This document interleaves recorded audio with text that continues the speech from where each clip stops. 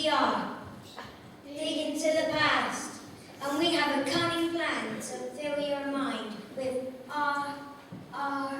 archaeology. Yeah, archaeology.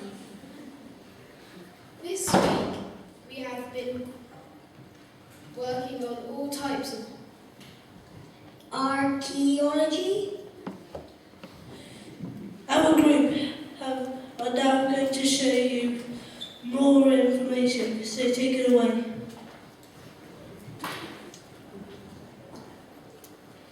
This will help you to look after your objects, what you find, and we will start with a tip cleaning.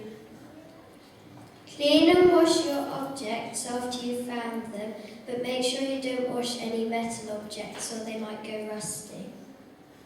Keep objects in plastic boxes and label what they are to make sure you don't lose them.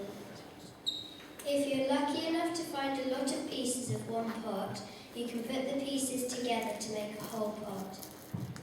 Use silica gel to keep things in perfect condition between dry and wet. For example, metal will rust, but if you use silica gel, it will stay dry. If you have any flint rocks, then you can polish it to make it more shiny.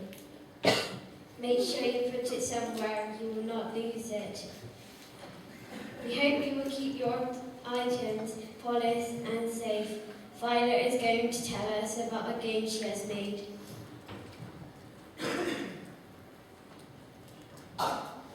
This game is called Smash and Hide. It's a two-player game when there's a tray with sand and there's two broken pillars with pieces in there. You got to try and find pieces of one pot, and then you got to put it together with some sellotape and then put it in a box with this pink stuff which is called cellotape.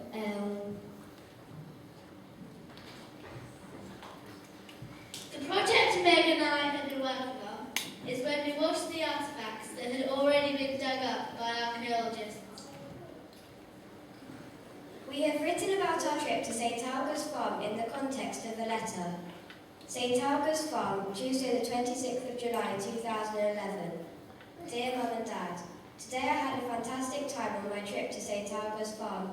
Part of the trip was washing artefacts which had already been unearthed by archaeologists. We were given toothbrushes and a bowl of water each. These were used to scrape all the mud off the objects. We found pottery, flint, bone, tile, lead, various other metals and mosaic. I really enjoyed this fun day, plus the sun wouldn't stop shining down on us. I wish you could have been there. See you soon, from Meg and Erin.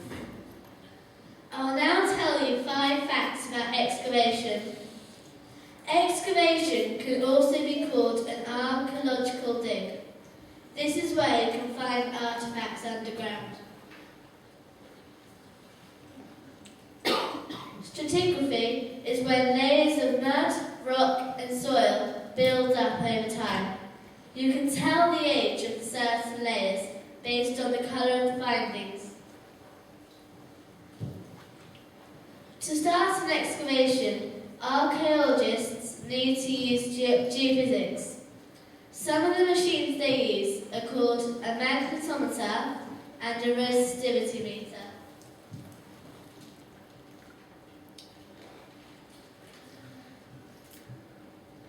Samian ware and black burnish ware are the most common forms of pottery to be found on a Roman dig site. There is limited amounts of Roman glass that have been found. It is extremely rare that archaeologists will find some, as not many Romans would have it. So now you know more about archaeology, and I hope you learned something. Why don't you get stuck in? Thank you. Geophysics.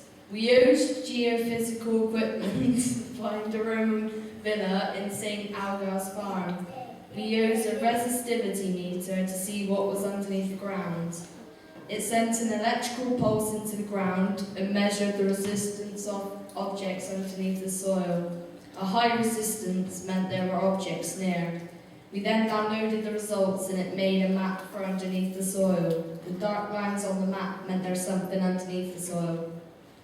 If there was anything under the soil, then the archaeologists dug a trench where the objects were. If they found anything, they would wash it up and bag it up. We used cameras to photograph things that were dug up and to keep a record of them. Archaeologists don't just go and physically excavate, they often have to work with databases and archaeological records. When you build a new house, as I'm sure some of you will know, you need to apply for building permission. All of the archaeologists there check their databases and records for archaeological buildings, finds and information. If this is found, your application might be declined or redesigned, or if not, you could have planning permission. We are now coming to the end of our presentation, but before that I would like to remind you about the event on Saturday. It will be at Bath University and you will be able to do various activities including art, games and competitions. It is part of the British Festival of Archaeology. We hope to see you there.